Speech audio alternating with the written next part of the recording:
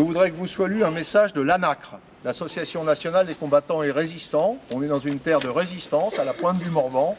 Alors donc c'est l'Association nationale des anciens combattants de la résistance et amis, lutter contre l'antisémitisme et tous les racismes. Depuis que l'extrême droite a été portée au début des années 1970 sur les fonds baptismaux par les héritiers directs des fascistes et collaborateurs de la période noire de l'occupation de notre pays, le discours raciste a connu une expansion à la mesure du développement de son influence électorale. D'autant plus que d'autres forces politiques, par conviction ou surenchère démagogique à visée électorale, en ont repris les thèmes, contribuant ainsi à la diffusion du poison. Les immigrés ont été ces dernières décennies constamment visés par ce discours raciste et xénophobe, un discours qui a pris ces dernières années une ampleur et une virulence inégalées, alors que se développaient d'importants mouvements migratoires de populations fuyant la misère, la répression, la guerre. En ont été la cible des immigrés venus d'Afrique noire, des Arabes et Kurdes du Proche-Orient et du Maghreb, d'Asie du Sud, mais aussi des Roms venus d'Europe centrale, orientale et balkanique.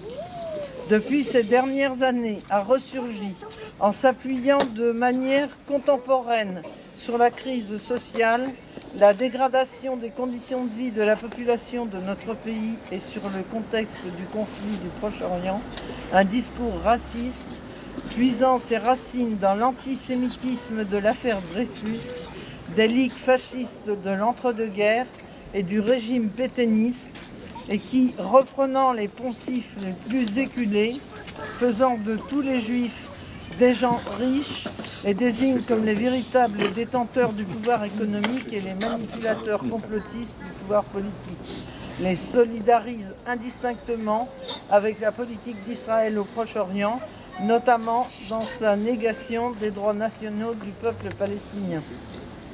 Ce discours raciste, anti-juif, antisémite est une falsification intolérable de la réalité dans ses dimensions historiques, sociologiques, politiques. Il a hélas déjà tué dans notre pays.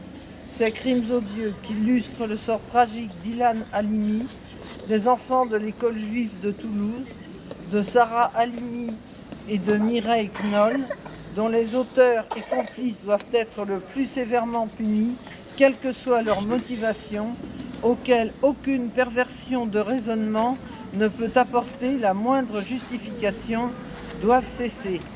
Il faut les condamner avec la plus grande énergie et manifester la plus grande vigilance à l'encontre des discours et des actes antisémites, particulièrement dans un pays comme le nôtre, où dans le passé, pas si lointain, ils ont fait des dizaines de milliers de victimes. Le combat contre l'antisémitisme, contre tous les racismes et la xénophobie doit être une préoccupation de tous, en premier lieu des pouvoirs publics, des médias et du système éducatif. À l'ignorance et aux préjugés tenaces, il faut opposer la connaissance. Ainsi, la communauté juive est, comme d'autres, une composante fondatrice du peuple français depuis le haut Moyen-Âge. Et il est inacceptable que quiconque, quelle que soit son idéologie, prétende que les Juifs ne sont pas des Français comme les autres et disent que leur place serait ailleurs que dans leur pays.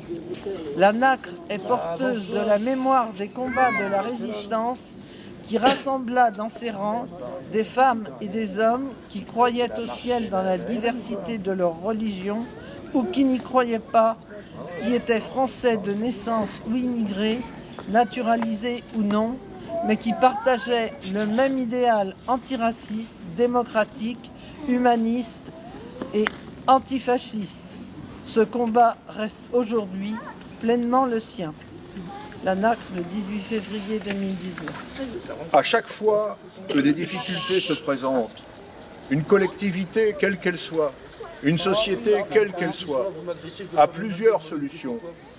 Soit elle trouve en son fort intérieur Parmi ses forces vives, le génie de ses habitants, la force de son éducation, le génie de ses artisans, de ses industriels et de ses scientifiques, de ses penseurs et de ses intellectuels, la force de trouver les moyens de surmonter les difficultés.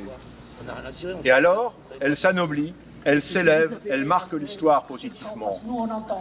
À défaut, on peut aussi, et c'est malgré tout une voie facile et une voie qui conduit toujours au drame, chercher un coupable, chercher une catégorie de coupables, chercher une catégorie, qu'il s'agisse de religion, de nationalité, d'origine, ou quoi que ce soit d'autre, ou d'opinion. Alors se met en place la discrimination, se met en place la volonté d'exclure. Et cette volonté d'exclure, quelle qu'en soit la forme, affaiblit notre collectivité. La République est la République parce que chacun qui trouve sa citoyenneté en fait partie à part égale.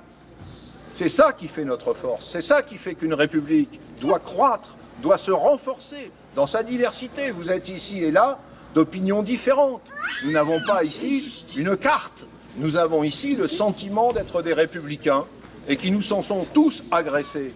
Quand une catégorie, par système, par principe, se trouve accusée de tous les maux qui peuvent par ailleurs être ressentis par le corps social.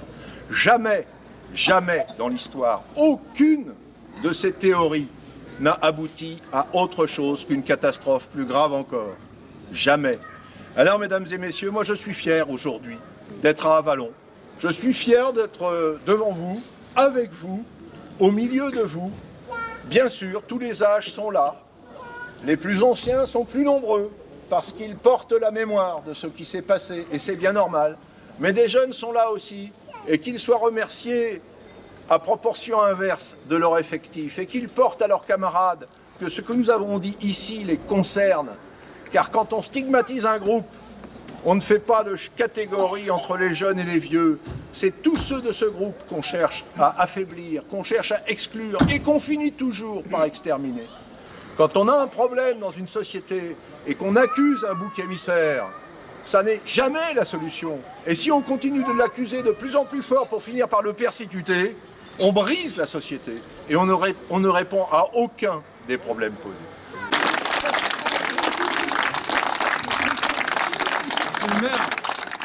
C'est ma première manifestation contre l'antisémitisme à laquelle je trouve être nécessaire d'être présent. J'habite avec ma compagne près de Vézelay et je suis venu ce soir parce que des amis de Vézelay m'ont prévenu de cette manifestation ce soir. J'avais un peu hésité de quelle manière je devais venir, si je mets un gilet jaune ou pas. J'ai des stickers qui m'ont été offerts à Paris, à Commercy et à Auxerre en venant sur le rond-point. Je voudrais dire qu'il ne faut pas faire un amalgame de ce mouvement, à mon avis. Je suis très content qu'il y a quelques gilets jaunes parmi vous et j'aimerais bien qu'on se mette d'accord sur le fait qu'il y a quand même aussi un danger d'une instrumentalisation de l'antisémitisme et de ce qui se passe en ce moment en France. J'aimerais bien vous dire, ne faites pas un amalgame de tous ces gens-là. Il y a certainement l'extrême droite, il y a certainement beaucoup de gens qui mettent leur espoir sur ce mouvement, mais il y a aussi quelque chose qui s'exprime chez vous les Français, où nous les Allemands disent depuis un certain temps, heureusement les Français ne se laissent pas tout faire.